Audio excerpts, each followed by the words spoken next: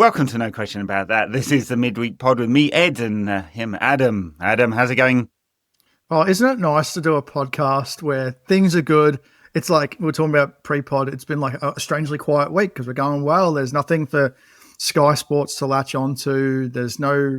It's been really weird. Like there's no civil war on, like in the online fan base. It's quite strange. I don't know what to do with myself. How are you going? Haven't had a decent argument with anyone all week. It's like, what's going on? I know. Yeah. Although I did write a piece on Bruno Fernandes, which didn't garner too much controversy.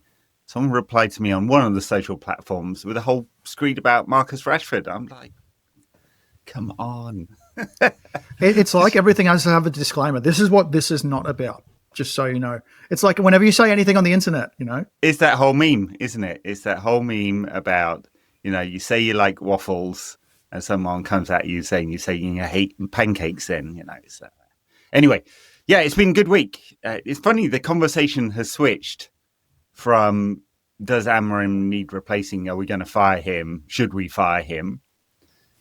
Who are the options?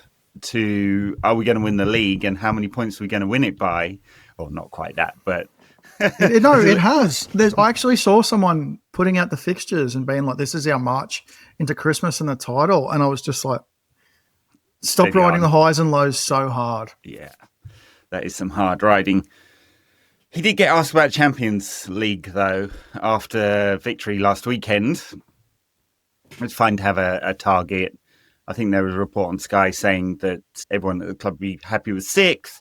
But basically, whatever number you pick, the club need European football and preferably Europa League if it's not Champions League, because the conference is not really that valuable.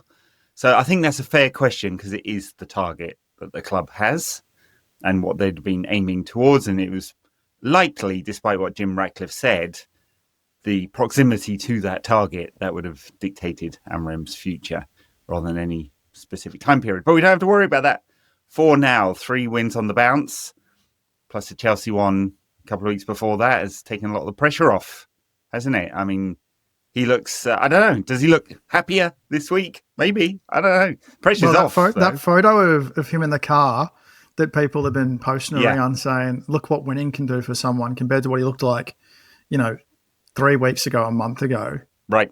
It's winning apparently cures all. It's good for your health. It's certainly good for your mental health. It's hard to believe how we felt. You and I talked about this before we started recording. The last pod we did together was after Brentford, and the feeling then, that felt like a point of no return for me, for Amorim. It felt like we were heading towards a point where no matter what happened, he was going to get sacked sooner or later. And 3 weeks, it's a month later actually, and we're not there yet. We're not where we want to be or anything like that, but we're on the right path. And I think you and I talked about at the time, there was no run of form to cling to. There was no statement performance.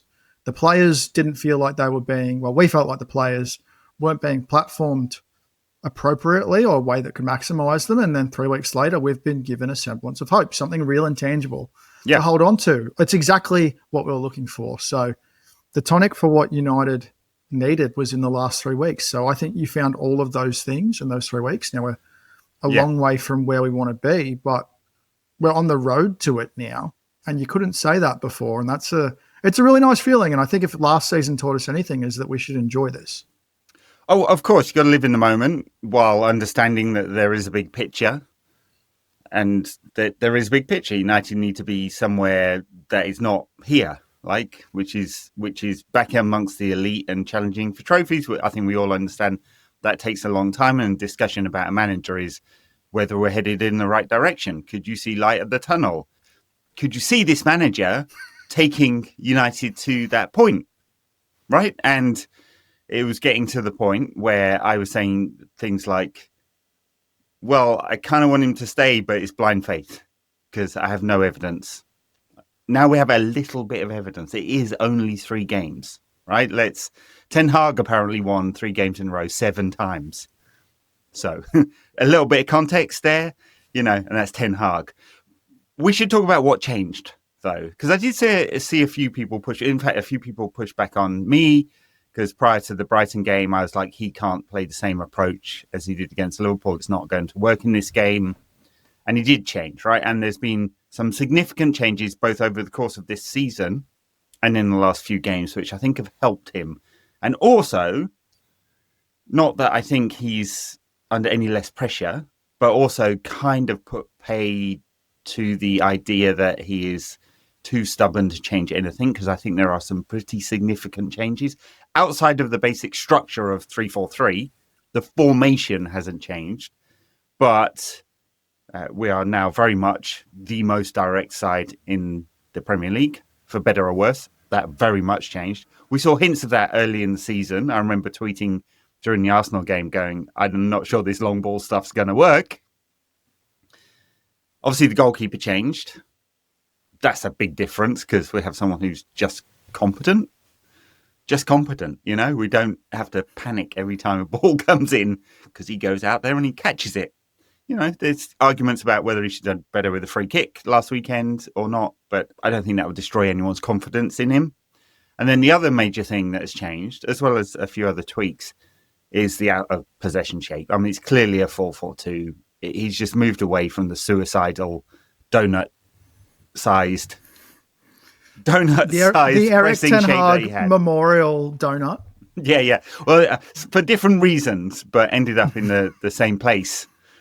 And he's moved away from that. That was just really clear. It was helpful that the last game was at Old Trafford, I thought, because you get an almost tactics cam view of stuff, and it was just really, really, really clear what had happened there.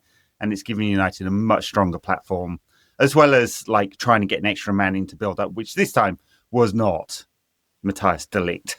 It was Luke Shaw, who was just much more comfortable. And I think together those things have given United a better platform. Now, we could still lose this weekend. This team is still going to lose. There's too many inconsistent performers in there, I think. And we don't know exactly whether Amorim will get it right each game. But he's given himself the platform to stay in the job and take this team further now.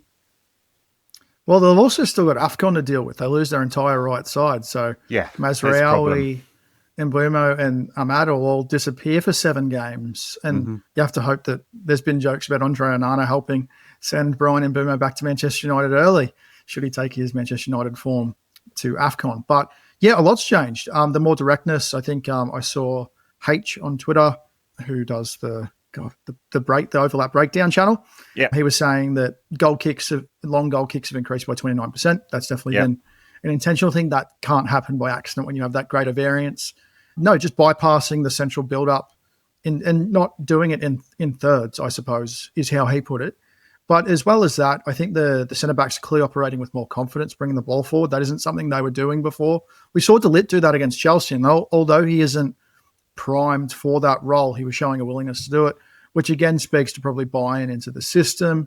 The other thing, the out of possession, like you're saying, the 4-4-2, someone took a really good screenshot demonstrating that and showing how Mbeumo and Cunha were working really hard back so that Bruno Fernandes is not doing so much running and he's actually up front alongside Sesko, and they're working to press back deeper than him.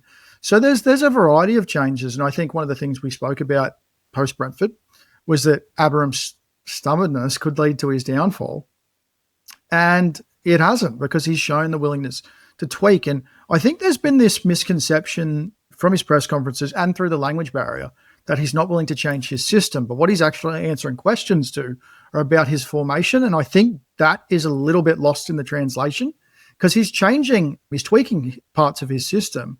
It's just that the in-possession formation is not too different. The setup that we get for FIFA and fan purposes is the same, but the things within it are different. And we've spoken about this before, that not all 3-5 at the back systems are the same.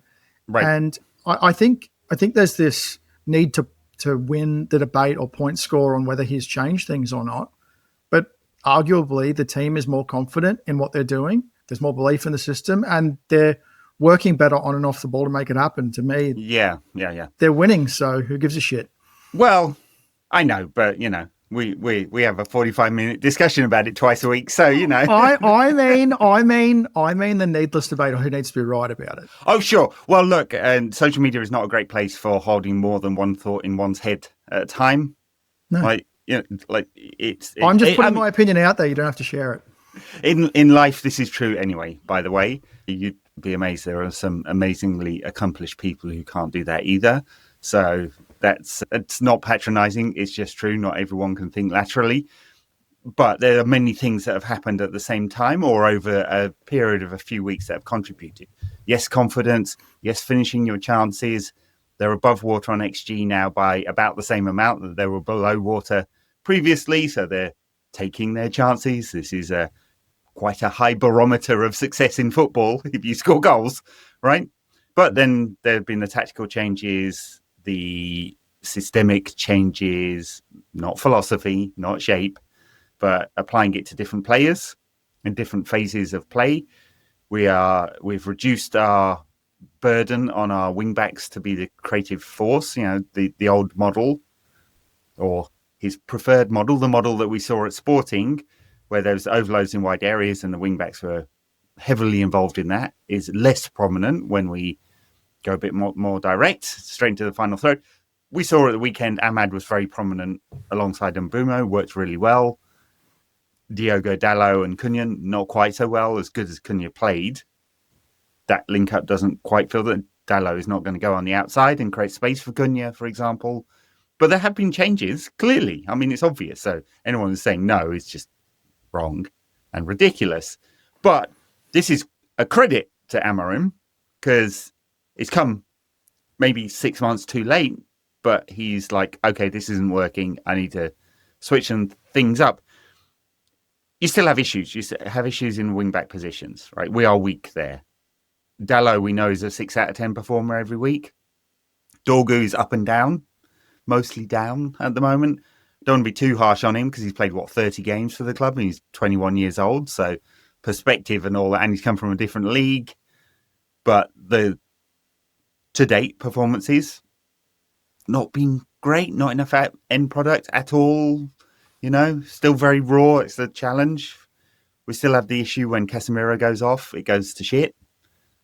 Defensively, clearly, every single time, right? And that is the other options, whether it's mostly Ugarte, but sometimes Mainu, as it was at the weekend, not quite working out where to be, like slightly higher up the pitch, caused a bit of chaos, right? So he's still got a lot of problems to solve here.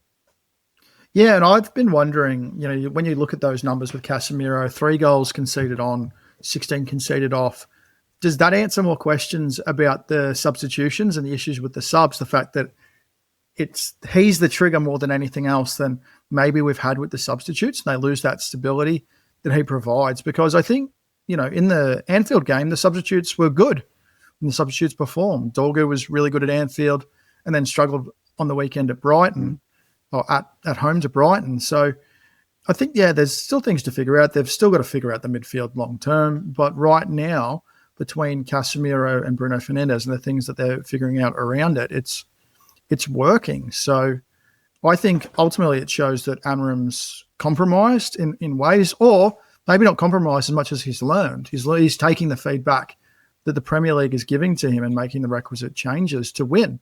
So right, and if he hadn't done pragmatism. Yeah, absolutely. I mean, it was curtains for him if he wasn't willing to do that. If he thought he could bend the Premier League to him, like we're finding the current Premier League champions, Slot is trying to bend football to his way of thinking, and it's saying, nope, we're uncovering your weaknesses brutally, right? So Amorim would have been toast if he hadn't been willing to make any changes. I mean, talking to Casemiro, the change, he doesn't counter press, right? That's clearly instructional. He stays basically in one position, right? And save for set pieces and stuff like that, he is not roaming as much. When Ugarte plays, that's part of the reason why we've seen Bruno slightly deeper. Ugarte is the counter presser, and then it causes other problems behind, right? It's manic. It manic counter pressing. Yeah, not always sensible. Yeah, I think Casemiro is also a massive loss at set pieces. The team does have a set piece issue defensively, and still that's a carryover from last season. They've been better, but not perfect. Mm-hmm. And without Casemiro, it's a big loss. I mean, you look across the midfield front and you look at the attack, there aren't a lot of players who really help you defensively at set pieces there. And no player that comes on for Casemiro is going to change that. So that is still going to be an issue. And I think it's a massive credit to Casemiro. I mean, you and I talked to quite a lot in the summer and through the back end of last season about Casemiro moving on. It didn't seem like there was any other ending for him, but for him to turn it around, his best football last season was in Europe. Really struggled on the weekend in the Premier League, and with the volume of football the club was playing in the back end of last season, they were practically playing every 3 days. But now with the benefit of every week, he can play 60 to 70 minutes. He cannot play 90, and he's playing at a really high performance.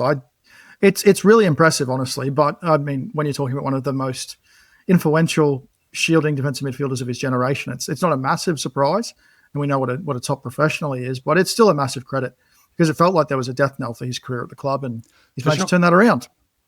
Yeah, and I mean that's absolutely true, and I think it was fair to have that assessment of his performances because they're pretty disastrous. Was it Newcastle around a year ago? Yeah, it was Newcastle in January.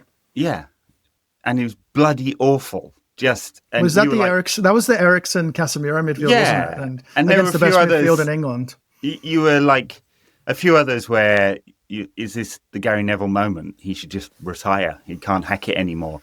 And credit to him and whatever fitness regime he was on over the summer to keep fit. A lot of credit to just being sensible with his positioning. So he doesn't have to do a lot of running. I think if you're asking him to play the sort of hybrid 8 role that he had in the team previously and play 90 minutes, he just wouldn't be able to do it. And obviously not having European football helps as well. That's providing us a nice swan song. Presumably it'll be a swan song. They're never going to sign him up to another 350 grand a week contract. So this will be the last season. I mean, of course, that does mean that there's a major problem when he comes off or if he gets injured or sent off. Because these things we saw what happened. Don't you think against Chelsea? I mean, arguably the turning point, as much as the red card itself, is the fact that he just wasn't on the pitch to help. And we know that they had a problem 10v10. But I just think when from what we've learnt since and the data set we have through 10 games, including the EFL Cup game, is that when he's off the pitch, we just have it's just chaos. It's end to end. Like the Mbeumo goal at the end of the Brighton game was good because it was just a sigh of relief. Like that, the game was over. They needed to win that. Like not holding on and getting a 3-2 win versus a comfortable 4-2 win, which much more reflected the overall dominance of the game, is something that team probably needed. Yeah. But what you said about Casemiro and playing once a week, don't you think that's helped Luke Shaw and to a lesser extent Mason Mount? I mean, Luke Shaw's played every game. He has, yeah. I mean, the positional change, he doesn't have to get up and down the pitch either. I'm sure that's taking a much less of a burden on his body, it breaks down all the time. And once a week, yeah, absolutely, yeah. He's got a contract till 27, Luke Shaw, but in playing once a week in this system, and who knows what happens when Lisandro Martinez comes back. We don't know whether he'll be as good, right? Because after his last injury, didn't really come back as good, did he? So we'll see how much he plays for the rest of the season. They'll make a decision in the summer about both of them, I'd imagine. But yeah, it's helped him a lot, I think. I think the thing with injured players that we often forget, I think the recovery time is better than ever, but we sometimes forget once an injured player returns what they're returning from. Like it takes a lot of time to develop that trust back in your body. I think the best thing they might have to do, and there's Aiden Heaven to consider as well on that left side, is probably just alternating them, because it's going to take a while for him to drum up match fitness and cohesion and being able to get through 90 minutes. And Luke Shaw can only play once a week. I think that's just common sense at this point. They've had to sub him off when they get leads. They subbed him off on the weekend when they got a lead. Yeah, that's just probably what they're going to need to do moving forward. Yeah, I'm glad Aiden Heaven is back. I mean, he's a very high-quality player, but if you play once a month, I don't know how you develop. And the same issue with Kobbie Mainoo. Like, he came on, he wasn't a disaster at the weekend, but he was further forward than Casemiro was. Caused a lot of systemic problems, I think. He's barely ever playing. He's getting 5-10 minutes a week. Doesn't look like a player that's match fit. Doesn't look match fit. No, why would he be? Well, it's impossible. We've got so little football. Yeah. Like The downside of no midweek games. You don't have cup games to give those minutes out. Right. It's part of the reason why we'll probably end up playing some friendly in January or whatever in the Middle East or whatever. But you miss the midweek games, like especially when it's bad. I'm like not dreading the games. I mean, you sort of dread them because you're like, what's the? But it's like, okay, maybe it'll be better this time. It's even worse when it's good, of course, because you're like, okay. Go on, lads. Yeah, we want to ride that momentum, and then when it's bad, it feels like an international break between games that whole week, and it does suck watching teams in Europe when you're not in it. I think that's been the hardest Fortunately, thing. that is hard. You don't even have Thursday to look forward to, but at least Liverpool lost this morning. Exactly, we got to enjoy. Well, last night for our UK based viewers and listeners, but that was very enjoyable. 6 and 7. Well, this is almost a Liverpool celebration pod, but we're not that petty. No, we are that petty. Yeah, I am. Let's talk a little bit more. Yeah, the brilliant thing about all the fake quotes that go around after every Liverpool loss is that they could absolutely be Arne Slot. The amount of ridiculous excuses he's come up with. The teams are not playing the system they expected. Sunderland played 19 games in a row with the same system and then changed it up. What do you expect, mate? Anyway, that's not exactly their problem. Their problem is I remember all the analysis of Slot when he joined Liverpool, and all the analysts were going, his out of possession shape is there's some weaknesses in the model. We think there will be a bit of chaos, and it wasn't because he didn't really change anything. He was sensible enough, and then he spent £400 million on forwards and changed everything. Yeah, you're telling me that buying 2 strikers for £200 million is a bad idea? Apparently so. Very good. Well, okay. So we're going to this game on Saturday with a bit of confidence. Hopefully, mostly injury-free. We're recording this before Rúben does his Friday press conference. So they're quite tight-lipped these days about who might have injuries. Obviously, Harry Maguire missed last week's game. He didn't seem too negative about him after he got the injury. Mount was on the bench last week. So presumably, apart from Martinez and maybe Maguire, assuming there's no fresh injuries, and I haven't heard about any, we have a fully fit squad. Different type of game, though. Different. What chaos at Forest this season, though? Like, you go from a great team builder with this kind of slightly prosaic, direct style in Nuno that obviously Marinakis just didn't like. We saw him berating Nuno at the end of last season. He has very high expectations for Forest, which, given they spent 20 years out of the Premier League, it's maybe slow roll this a little bit. Went to stylistically the most different manager he could possibly have gone to, and everyone's like, this is going to be a disaster, which it was, to then going back to the English Nuno in Sean Dyche. What do you make of it all? It's probably the best demonstration or best recent demonstration of what an owner can do for your club in both a good and a bad way. So you can get so much right. You can spend the right amount of money, recruit the right players for your manager, and then have your ego outweigh your talent, I suppose, from Marinakis' point of view, and quit what's working because you want something sexier. Fans were obviously fuming because Nuno was beloved because look where he got them to.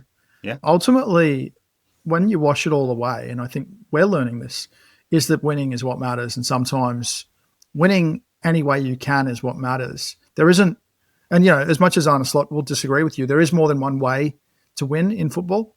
And some clubs find their own way. Like the best of Anthony Elanga was in that system. He didn't belong in a possession-based system, and he became a completely different level of footballer under Nuno. And now, they went to Ange. Everyone knew it would be a disaster.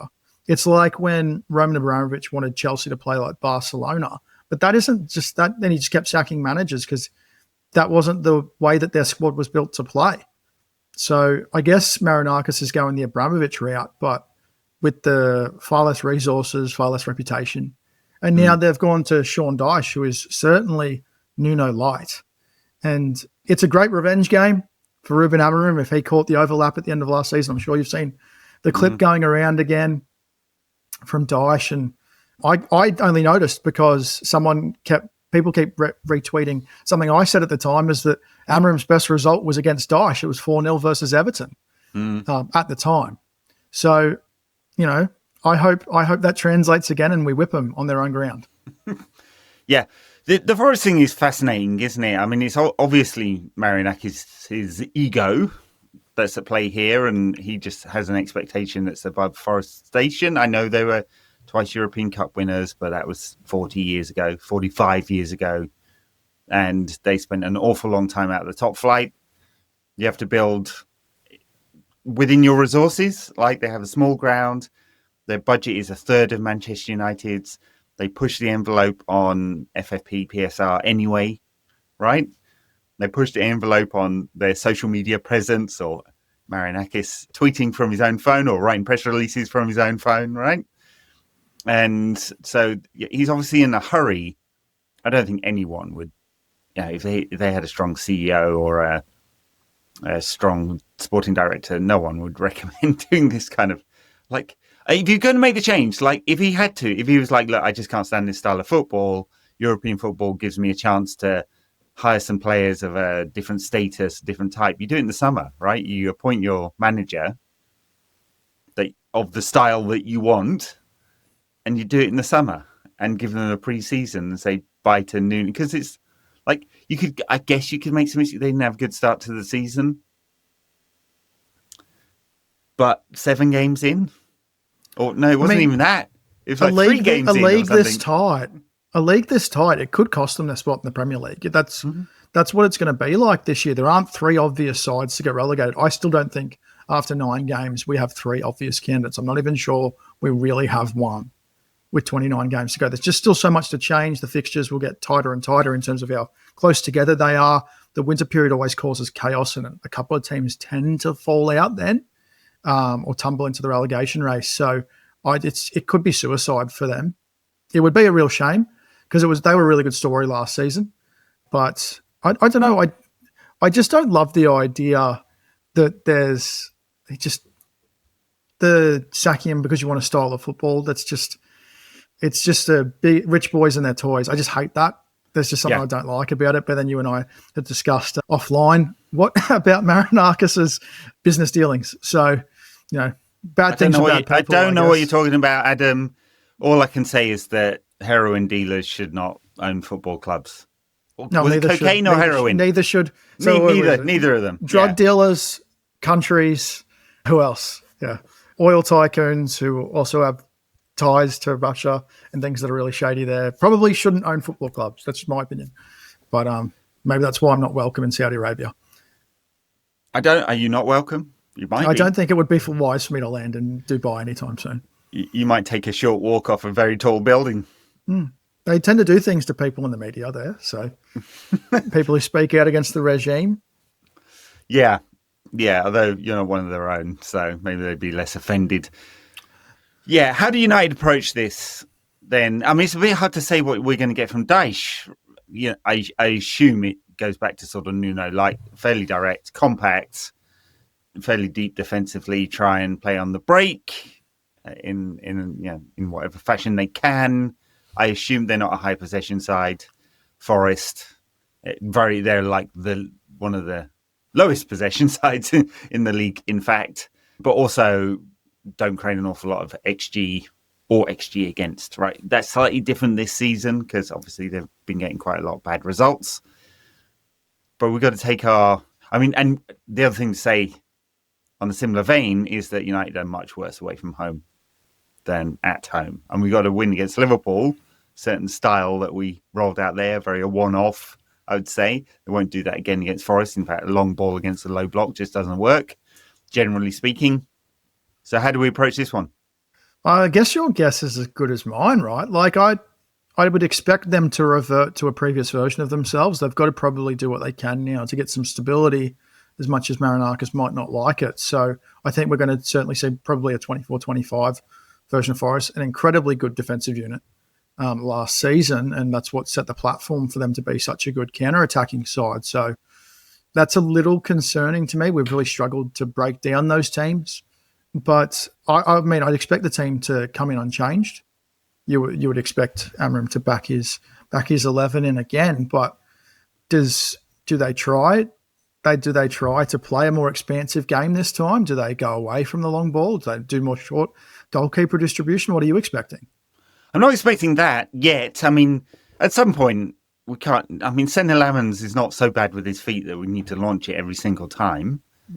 Forest are not a high pressing side, so the risk is lower, right? And, well, we'll go. I mean, they had a brief period of Ange ball where they suddenly flipped to being on the highest defensive lines and squeeze space up the pitch. But one would expect them not to do that, which, again, like if that's going to happen, you can have a bit more control of the ball. I think we've seen a bit of pragmatism and the right call in terms of how we approached that against Liverpool, then Brighton.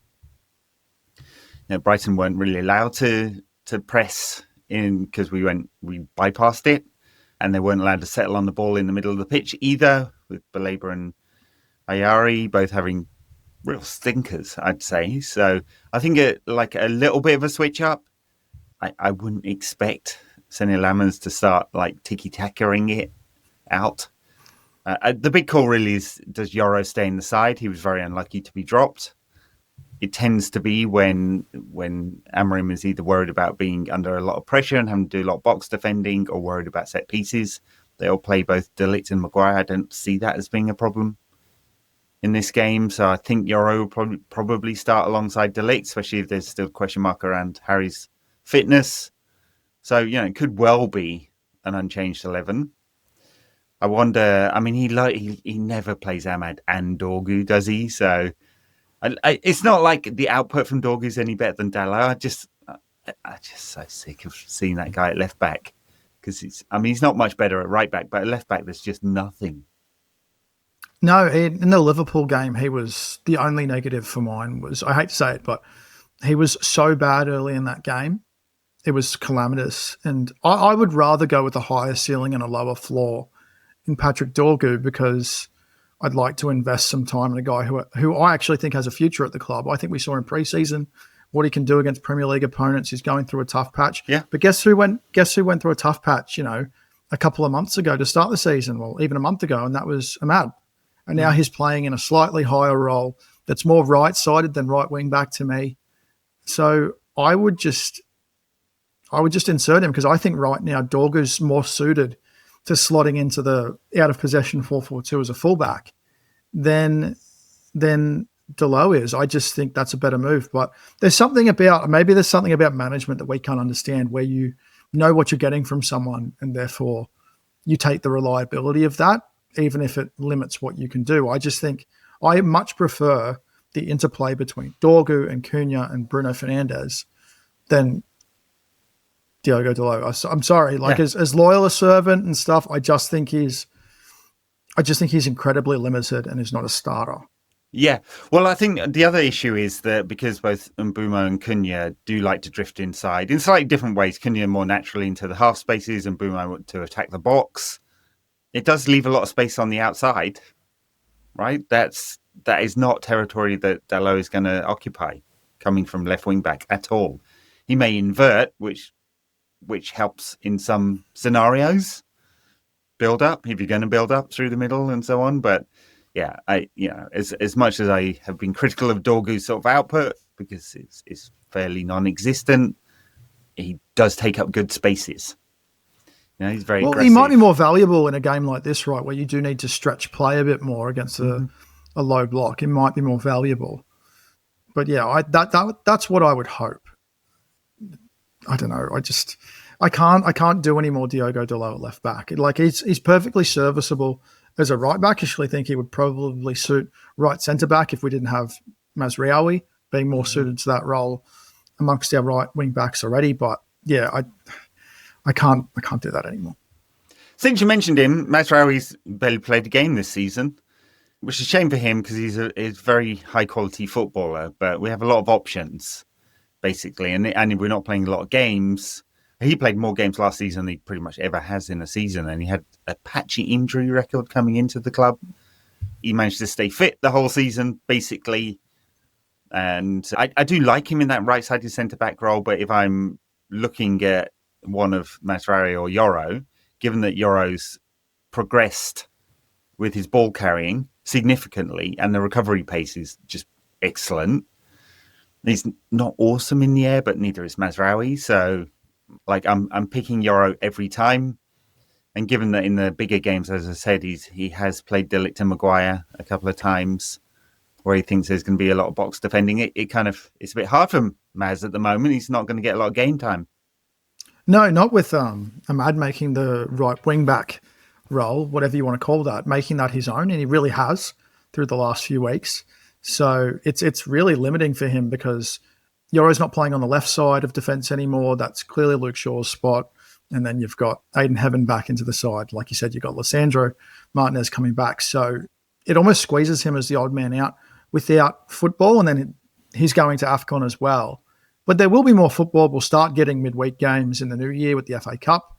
So, and there's just additional league games in January. There's a couple of 3 games in a week. So there will create opportunities. But yeah, it's a shame because he played so much football last season, really dispelled the injury concerns we had around him, and then started the season injured. Yeah. And I mean, he's a serviceable option at right wing back. I just don't want to see it very often. Like he doesn't have the physicality to get up and down. He's a lovely footballer. It very naturally comes inside, and if you're going to invert one side, I guess if you're going to do that, you have to play Dorgu on the other side to kind of balance out the attacking part of it. But yeah, shame for him. I mean, I guess when you pay 15 million quid for someone, maybe we didn't expect him to pay 50 odd games for the club. And he did, which was credit to him. Yeah. Well, he was also bought as a 4 at the back right back. Yeah. So it does squeeze him out in that way as well. He is a victim of the system. But also, I think he has a role to play when we play against particularly tough left-sided attackers. He would have been really handy against Manchester City. I don't believe he played in that game against Jeremy Doku. He would have been really handy. He's done a really good job when he was at Bayern Munich on Alejandro Garnacho, which people were talking about going into the Chelsea game. So I still think he has a role to play, but maybe right now with the lack of injuries, he becomes more situational. Yeah, and there will be injuries, so people will get opportunities. So, and maybe they have been in midweek that we don't know about yet.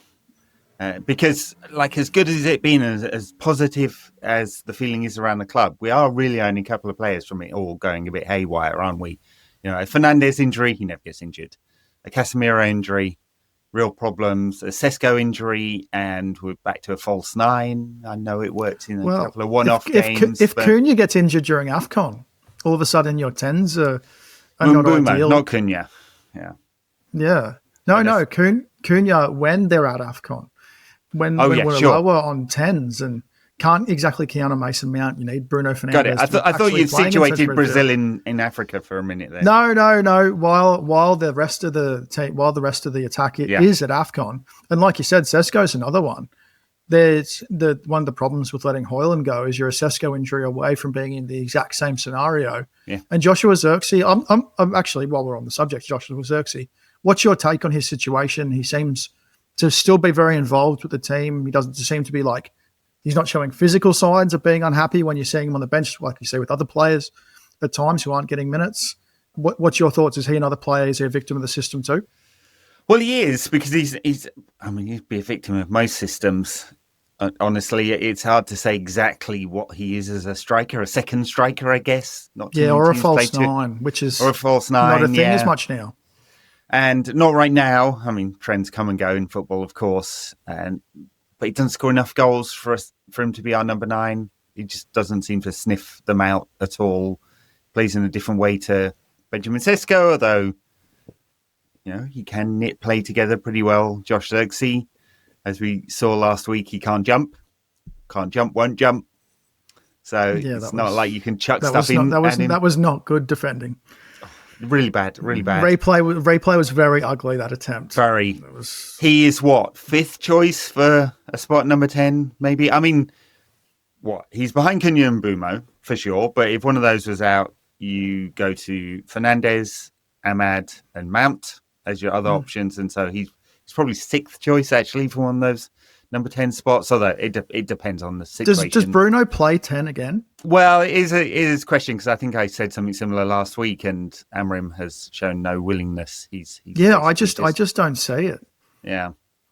But if you had injury problems and you felt, I mean, no one feels confident. Manuel Ugarte, that's the problem. But we might see it in a month. I mean, how do you stitch together? Let's just take Mazraoui, Ahmad, and Cunha out. Who are your first choices to? How do you rearrange the team? Do you bring Kobbie Mainoo in? Do you push Bruno up there? Yeah. What do you do? The wing backs are going to be a problem, because Ahmad's really balanced out the issue there. Absolutely. So Delo will end up playing a wing back. We know there's no other option. About to log out of the. Yeah. I mean, I would be tempted to play Kobbie and push Bruno further forward. I think more likely what happens is he plays Mount there, and you just get a much less sort of direct, in-your-face style of football. We just seen how dangerous Mbeumo is. Like, he can go either side of a player. It's his runs. He caught Van Dijk out on the blind side. Not the first player to do that, but he was just too quick. Very good finisher as well. He's proving to be, even at £70 million, an excellent buy so far. His first touch is just like, I think the best I can think of in like the last 10 or so years would be him, Juan Mata, and Dimitar Berbatov to go a little bit further back. He's just magic on that first touch. It does so much to create attacks. Yeah. The way he can, like, there was a ball played out of defence by Ahmad against Brighton, and it was really tight space to get it onto Mbeumo, but Mbeumo's first touch completely opened up the counter. It was brilliant. Yeah, well, sorry, I had to. We're worried about that problem in January, but it is going to be a problem. So, yeah, they're just none of them are the same, right? So you bring Mount. Bruno, the advantage is you get him closer to the goal. He starts to score more goals. He creates more chances, although his output is not that much. It's different style. You probably won't get as many assists. Did not get an assist or a goal, and United won by 4 goals at the weekend, or scored 4. First time since he was at the club in a 4-goal performance, they didn't have a goal or an assist, which is really refreshing. I don't know how many 4-goal performances there have been. There were quite a few under Ollie, weren't there? Yeah. Well, the other thing with losing Mbeumo and Ahmad is you don't have any left-sided 10s with the left foot, which is Amorim's preference, key to the system, or he feels. That's another issue you can't replace. You cannot. So, yeah.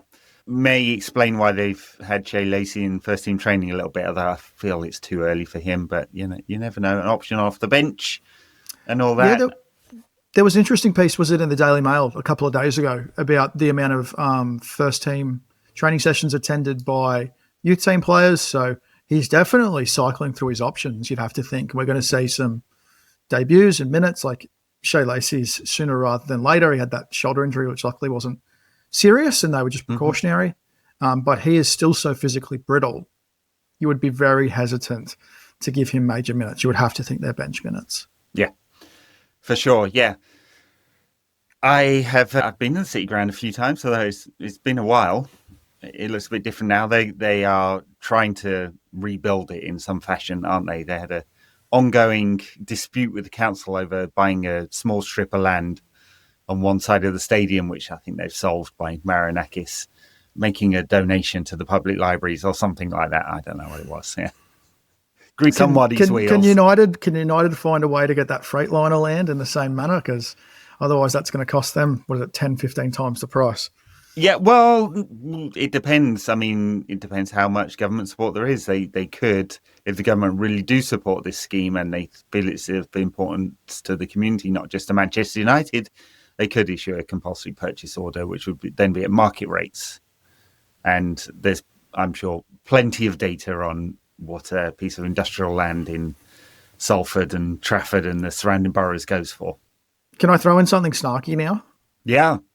Why do you need permission? Ed, why hasn't the takeover been completed yet? I thought it was going to be done in like a week when all that popped up. It's gone really quiet all of a sudden. Yeah, it was a matter of time. I'm still waiting. I think they're still preparing the bid. They're putting the facts through now. Yeah. I keep checking my phone, but nothing. Yeah. Sorry, it drives me nuts. I know. As I said at the time, to much abuse on Twitter, just hold your horses, folks. Yeah. Yeah, it doesn't happen like that. It just doesn't. Like, they might have been negotiating, but it still takes, what was it, 10 months for Ineos's thing, or was it longer? It's more like 15 from 15, start 16, to end. yeah, But yeah. first. When so much money is involved and the way people get rich is by being extraordinarily tight. Like, someone's not just going to throw £7 billion at the club. It'll be negotiated and they'll drain every last penny out because that's how business gets done. No, there's no magical savior who's going to fly in and clear the debt in a week. Okay, I'm done. Sorry, hold on. Sheikh Jassim, you're putting in a bid, you say? Yeah, you got him on the line. Exclusive here. Yeah, when are they having him a guest on that? Is it that podcast, that guy who always talks shit on Twitter about it, like he knows tons. When are they having Sheikh on the pod? You're spotted in LA and we're seeing it something else. Like, I can't. Very snarky today. All right, well, fans going to City Ground, enjoy. I once went to Notts County's ground, which is very close. It's less than a mile between them. When you could, this will age me, 90s, when you could get tickets on the day, just queue up. And I queued up from the City Ground all the way down to the county ground. Got in there, but City Ground, big, good atmosphere. I think it's still a tight ground for the time being. United fans will be in full voice. Let's hope, like last week, the team give us something to celebrate. One of the few Saturday games we've got left now that have moved all the games around. Honestly, that, and I am rarely old man shouting at clouds, but no Boxing Day football and no United Saturday games fucking stinks. It really does. No, it's so shit, and like, I can't say anything as a non-match going fan, if you know what I mean, but ultimately it doesn't make a lot of sense to do what they're doing. But money rules all. There's so much money being pumped into the game. Broadcasters rule. They don't give a shit about match going fans. They just care about the TV audience. They do, and I think it was fairly inevitable United would do a lot of TV this year because there are so many clubs in Europe. I think it's 9 Premier League clubs in Europe. United aren't one of them. They're the biggest draw anyway. So, yeah, those teams all have to play on Sunday, and it's just. So United getting Monday nights and Saturday mornings and all of that kind of stuff. Yeah, it's awesome. Yeah. All right, come on, you Reds. I'm feeling ridiculously confident. Not ridiculous. It's ridiculous that I am confident. Not 4 in a row. You 4 in a row, Ed. I can't help be that guy off Twitter and go, the guy who's super optimistic looking at the fixture list. Look at the fixture list and going, not unreasonable to say we could win the next 6. Please, those Spurs away. Post it. I want you to post it going, how many points in the next 6 games with a screenshot, title charges on after they beat Forest. Yeah. All right. I'll be like, you're one of those wankers now. I might not do that just if they beat Forest. If we put 4 past Forest, there you go. I'll tweet out that we're winning the title. Yeah. Not far off 12 months since that 4-0 win over Everton. So who knows? Utter woke nonsense. This is utter coke nonsense, I should say. It's funny to think that. Don't know what I was talking about there. Who know Sean Dyche more for being the utter woke nonsense guy than being a football manager. Yeah. All right. Very good. Thank you, Adam. Thank you, sir. Thank you, listeners. Catch us out on patreon.com/NQAT pod. So this week's extra was on Wayne Rooney at 40. Bit nostalgia. Snarky nostalgia. I think that is what we do here. It's crazy. He's only 40. Honestly, when that's the first thing I thought. You just forget how sort of early he finished at United, and yeah, it's the price early to pay started for as well. Smoking and drinking and just enjoying his life. Grannies, the whole lot. Yeah. Enjoying his life all comes under the banner. Yeah, very good. All right, bye now.